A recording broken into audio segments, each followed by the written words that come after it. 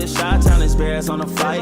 Let me go tune in to Keek on the mic. He gon' make sure we get our news and highlights. When you get on YouTube, you better hit the like. The Chicago Bears made one huge change that's going to take Caleb Williams and this offense to the next level. Hey, what's going on, Bears fans? Thank you so much for joining me for another episode of Keek on the Mic, the podcast all about the Chicago Bears. As always, if you're new to the channel, make sure you hit that subscribe button and the notification to catch all Bears content right here on the podcast. As you guys can see, I am not in my normal studio. I am actually recording today's video of Keek on the Mic in my car during my lunch break at work. I wanted to hop on here really quick and give you guys a very encouraging update in regard to Caleb Williams and the Bears offense and where this thing can actually go as soon as this season with now new head coach Ben Johnson calling the plays. As we all know, last season, the Chicago Bears offense was disastrous, and it had a lot to do with offensive coordinator Shane Waldron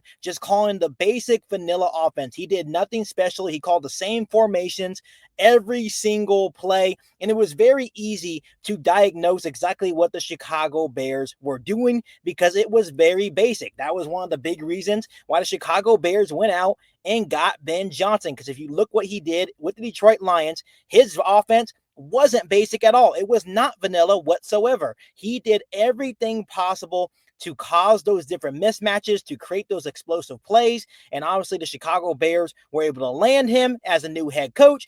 And now the expectation that he's going to do the same thing here with Caleb Williams and the Chicago Bears offense. And there is one big change that Bears fans and analysts around the world are not talking about in regard to Ben Johnson now being the head coach / play caller of the Chicago Bears offense. And Brad Biggs of the Chicago Tribune actually talked about this huge change that Bears fans should be excited about because it's really going to take Caleb Williams and this Bears offense to the next level. Bears fans, this is what Brad Biggs had to say about the situation. The offense has had issues getting to the line of scrimmage quickly and adjusting with a lot more pre-snap motion. The players still are learning the offense. I expect it to be better, but again, and this isn't a cop-out answer, let's give this time. It should be better by this time next week, and by week 1, things should be ironed out. Bears fans, there is one word that Brad Biggs said in that statement that really caught my attention and is the reason why you guys should be excited for Caleb Williams and this Bears offense, not only for this season, but for years to come. And it's really going to take them to the next level, and that is the use of pre-snap motion. This is something that the Chicago Bears have not done a whole lot over the last couple of years, and it's something that Ben Johnson really specialized in while being the OC of the Detroit Lions. Everyone understands that when you're dealing with motion, it can take a little bit longer for the players on the roster to learn it because it can be difficult at times. But at the same time, when you're using pre-snap motion, it actually helps the quarterback. It helps the wide receivers and tight ends. It helps you diagnose what covers the defense ends. And at the end of the day, it will help the Chicago Bears get more explosive plays. Once again, just like I mentioned, the Chicago Bears did not use a lot of this last couple of years, especially last season. They were the 4th lowest team in the NFL in motion percentage at 46.22%. While when you're looking at Ben Johnson as the OC of the Detroit Lions, they ranked the 3rd most in motion at 82.64%. And obviously, when you are ranking some of the top 5 teams in motion percentage, you're looking at the Miami Dolphins at 18th, the Green Bay Packers at 5th, the Detroit Lions at 2nd, the San Francisco 49ers at 4th, and the Buffalo Bills at 10th.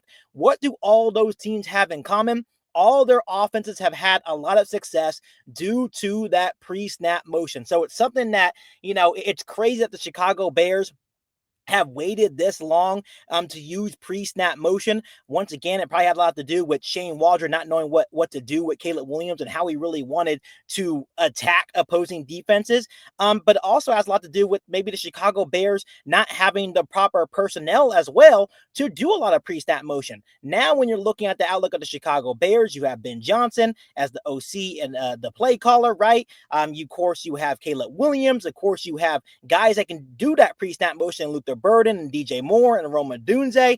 So now when you're looking at the outlook of the Chicago Bears offense, if they're able to run the pre-snap motion correctly, this can be a very scary offense in the National Football League, not only for this year, but for years to come. So I'm definitely excited to see this huge change and see where it takes Caleb Williams and the Chicago Bears offense. So Bears fans, let me know down below in the comment section if you guys are excited to see the Chicago Bears offense run more pre-snap motion. But Bears fans, before I let you guys go on today's episode of Keek on the Mic, I also wanted to share one more thing with you guys, and it's in regard to the Chicago Bears defense. Dennis Allen met with the Chicago Bears media after today's training camp practice. And he said something that really caught my attention, and it could signal bad news for cornerback Tyreek Stevenson. They were talking about who is going to be the cornerback 2 behind Jalen Johnson, because we understand that JJ is the clear cornerback 1, even though he is hurt right now. And this is what he said about the number 2 cornerback spot. He said, it's completely up for grabs, said that competition is how you develop the best defense you can, and he likes to let the tape make the decision. So now when you're looking at the outlook of cornerback 2, you have 3 different guys that can potentially be that corner 2 alongside Jalen Johnson. Of course, you have Tyreek Stevenson. Of course, you have Terrell Smith, and of course, you have Shaw Frazier as well, the newly drafted Chicago Bears rookie. So now it's open competition. So that means Tyreek Stevenson is going to have to get past those mental mistakes and those mental errors and really just play his best football, right? And really put in that focus. I believe if he can do that, get out of the mental side of things, I think Tyreek Stevenson can easily be the cornerback 2. But obviously, Terrell Smith has also shown some promise with his reps over the last couple of seasons for the Chicago Bears. And of course, Shaw Frazier will just continue to develop to probably be just rotation guy. But I think it just sets the standard. It's just setting the culture that there's competition all across this roster. So I'm really excited to see how this battle ends up and who ends up as the cornerback 2 on the Chicago Bears defense. So Bears fans, let me know down below in the comment section how you're feeling about this, and let me know who you think will win the cornerback 2 job on the Chicago Bears defense. But other than that, Bears fans, make sure you guys continue to hit that subscribe button and the notification to catch all Bears content right here on the podcast. Make sure you follow me on all my social media platforms, and make sure you share this episode of Keek on the Mic with every single Bears fan that you know. But other than that, be back for our all-new Bears podcast right here on Keek on the Mic. Thanks, guys, and as always, bear down. You ain't bout it, you ain't bout it, you ain't Keek on the Mic. You ain't bout it, you ain't bout it, you ain't Keek on the Mic. You can go and subscribe, cause I be on it right. You ain't bout it, you ain't bout it, you ain't Keek on the Mic.